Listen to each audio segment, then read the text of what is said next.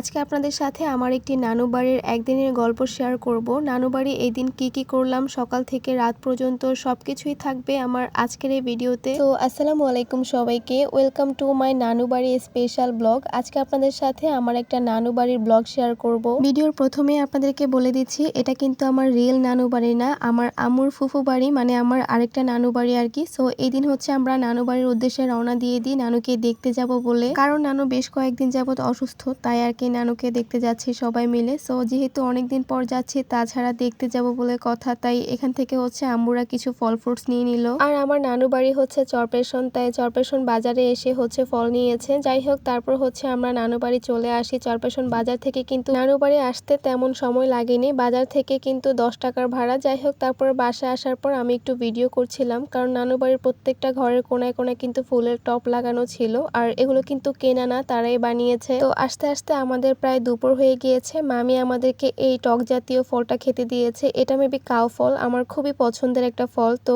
খেয়েছি সবাই মিলে, ভালোই লাগলো। সাথে আম আর শরবতও দিয়েছিল। আর যেহেতু আমরা নানুকে দেখতে এসেছি, তাও আবার হঠাৎ করে কাউকে না বলেই, সো যার কারণে আর কি তারা তেমন কিছুর আয়োজন করতে পারেনি। আমরা আসার পর হচ্ছে আবার দুপুরের আয়োজন করেছে। তবে কিচেনে আসার পর মামির এই জিনিসগুলোর প্রতি আমার একটু চোখ যায়। মামি হচ্ছে আসলে কেক সেল করে, তো যার কারণে আর কি আমি দেখতেছিলাম কি কি ছিল। আপনাদেরকে একটু পরে সবকিছুই দেখাবো। যেহেতু দুপুর হয়ে গিয়েছে, তাই সবাই মিলে হচ্ছে দুপুরের খাবারটা খেলাম। এন্ড ডাইনিং টেবিলের উপরে দেখেন মাশাআল্লাহ কত সুন্দর করে সাজানো। এগুলো সবকিছু হচ্ছে পাথর দিয়ে করা, মানে হাতের কাজ। আর এসব বানিয়েছে কিন্তু এই বাসারই বড় মেয়ে, সে হচ্ছে আমার একটা আপু। ওনার কিন্তু মাশাআল্লাহ অনেক গুণ, সবকিছুতেই পারফেক্ট, অনেক ভালো ভালো কাজ করতে পারে মাশাআল্লাহ। বাই দ্য ওয়ে, খাওয়া দাওয়া করার পর আমরা হচ্ছে মোজো খেয়েছি। আর এদিকে দেখেন আমার জন্য কতটুকু মোজো রাখা হয়েছে, মানে আজকে ছোট বলে আমাদেরকে এত অপমান করা হচ্ছে। তো বিকেলে হচ্ছে আমরা একটু বের হয়েছিলাম, আমার আরেকটা আন্টিদের বাসায় যাচ্ছি দেখা করার জন্য। ভাবলাম বসে থেকে কি করব, তাদের সাথে একটু দেখা করে আসি আর ঘুরেও আসি।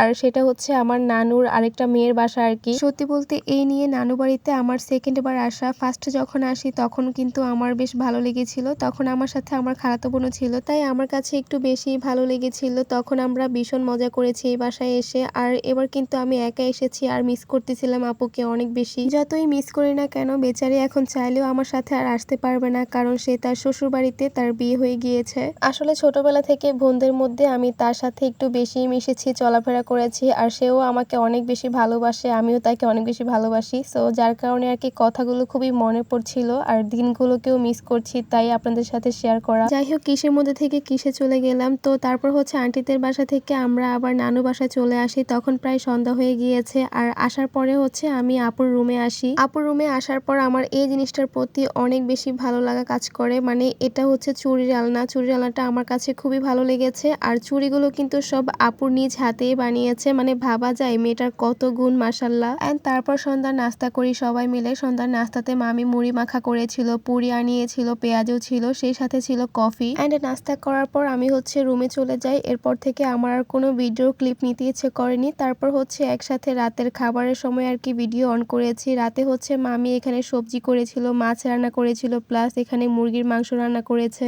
আর মামির হাতের প্রত্যেকটা খাবার কিন্তু আমার কাছে ভালো লেগেছে, বিশেষ করে সবজিটা আমার এখনো মুখে লেগে আছে, অনেক বেশি মজা হয়েছে। আর এইটা হচ্ছে তার পরদিন সকালের ক্লিপ। আমরা হচ্ছে সকালে কি দিয়ে নাস্তা করলাম। এন্ড সকালের নাস্তায় হচ্ছে চিতই পিঠা করেছে, আর সাথে ছিল মুরগির মাংস, আর এরপর ছিল এই কেকটা। রাতে হচ্ছে মামি আমাদের জন্য এই কেকটা বানিয়ে রেখেছে। ভিডিওর প্রথমে কিন্তু আমি আপনাদেরকে বলেছি যে মামি কিন্তু কেক সেল করে, আর বিশ্বাস করবেন কিনা জানি না, কেকগুলো এত বেশি মজার হয়, মানে আমি এটা না খেলে আসলে বুঝতেই পারতাম না, মানে কেকের টেস্টটা এখনো আমার মুখে লেগে আছে, এত বেশি মজার হয়। আর চরপেশনের বাহিরে অথবা চরপেশনের মধ্যে আপনারা যারা আছেন, তারা কিন্তু চাইলে এখান থেকে একবার কেক অর্ডার করে দেখতে পারেন, খেলে আপনাদের দ্বিতীয়বার অর্ডার করতে মন চাইবে। এন্ড মামির কিন্তু অনেক দূর থেকেও অর্ডার আসে, দিনে 4 থেকে 5টার মতো অর্ডার কনফার্ম করতে হয়। সো আপনারা যারা যারা কেক খেতে পছন্দ করেন অথবা ভালো মানের কেক চান, তারা কিন্তু এখান থেকে কেক অর্ডার করতে পারেন। আমি তাদের পেজটা আমার ভিডিওতে দিয়ে দিব, চাইলে আপনারা তাদের পেজটা একটু ভিজিট করে আসতে পারেন। যাই হোক, এখানে হচ্ছে আমার ছোট বোন আর আমার পুচকো খালাতো বোন হচ্ছে খেলা করছিল, তো তাকে ডাক দিয়েছিলাম দুপুরের খাবার খাওয়ার জন্য, কারণ আজকে বিকেলে হচ্ছে আমরা আমাদের বাসায় চলে যাব।